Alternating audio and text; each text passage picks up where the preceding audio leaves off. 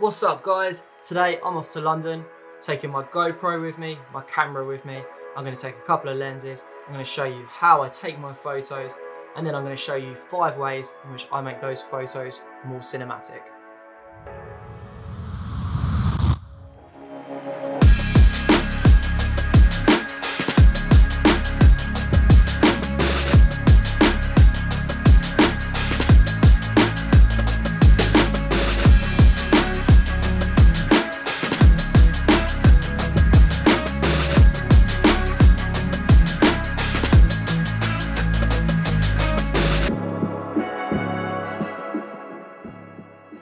Before we start the GoPro bit, so the POV, the behind the scenes stuff, I just want to explain that the GoPro is extraordinarily old. I dug it out of the loft. I think the last time I used it was 2016. It's a GoPro Hero 3 and it's terrible. So the footage is a bit dodgy, so we'll keep it quite short and sharp. The other point is that the GoPro chest strap was pointing slightly downwards, so you're not got the best angle, but you'll get the idea. And lastly, with it being a GoPro Hero 3, it's not the most stable footage, but hopefully you'll get a good idea of basically what I'm trying to explain to you and show you. That's enough of me, let's check it out. Oh no, anxiety creeps up on me. Is this how it's supposed to feel? Tell me when it's over, I got someplace that I gotta be. It won't leave. My friends say, get out of your comfort zone, it's a blessing in disguise. Get out of what you... This is a great time for me to jump in, because depth is the first way to make your photos more cinematic. But what exactly do I mean by more depth? Actually, I mean it in 2 ways. You can add depth by shooting with a wider aperture. A wider aperture gives you that natural bokeh. But that's just one way of making your images more cinematic. We can take that one step further. What we can do is we can shoot through subjects. So as you can see in this image here, I'm using the 2 women either side of the actual subject, and what I'm doing is I'm creating a frame which is out of focus, the subject is then in focus, and then the background is also blurry. It creates that nice depth at the front and the back of the image with the subject in the middle.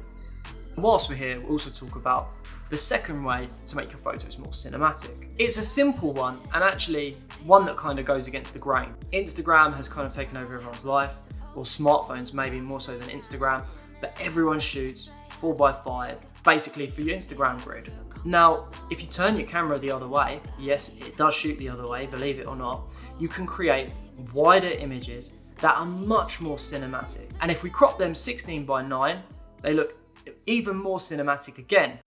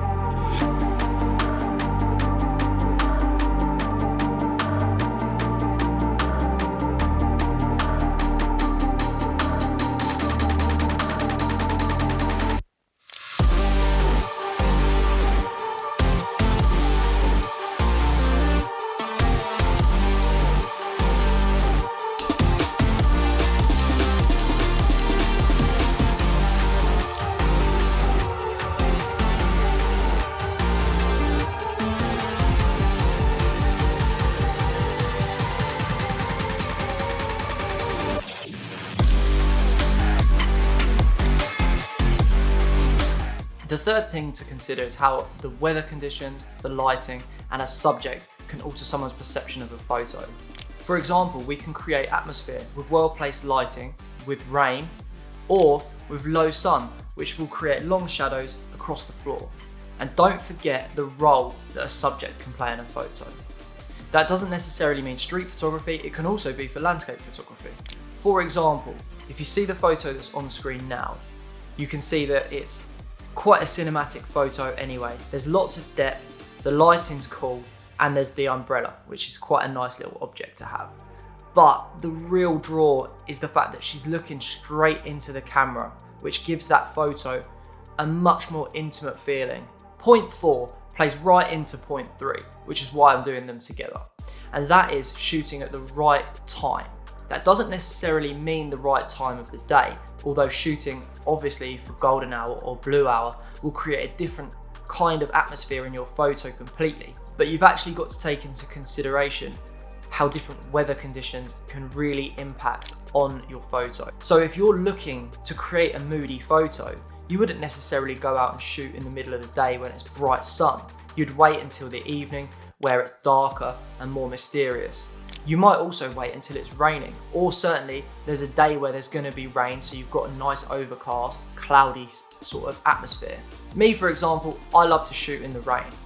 I love the mood that it creates, the atmosphere. I love the fact that it's more mysterious. You get the umbrellas out, you can get people running around. It just creates a completely different sense of photography. And for me, that is my optimum time to create cinematic, moody shots.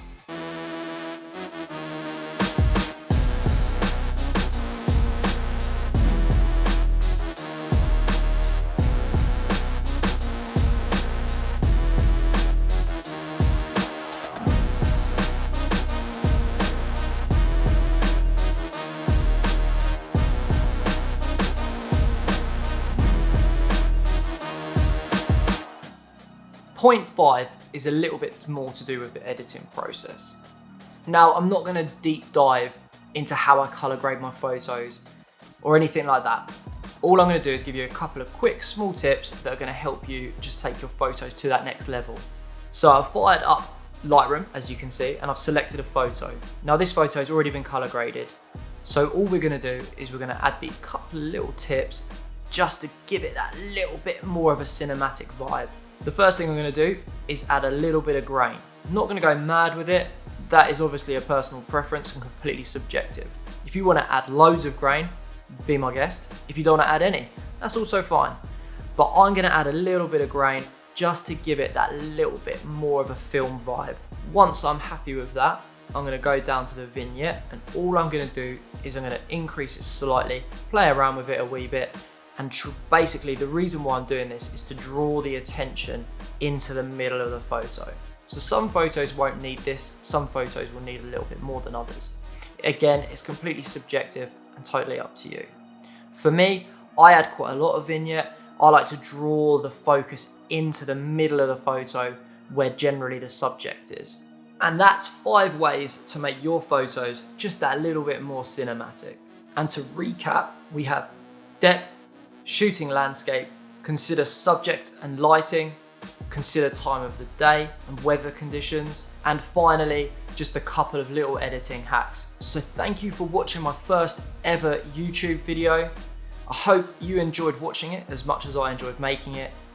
I think I'll make a few more. So if you want to join me on my journey of basically trying to get better at everything I do, photos, video, vlogging, talking in front of a camera, because it's quite hard, drop me a follow, subscribe, and if you did enjoy the video, please like it or don't. That's entirely up to you. Peace.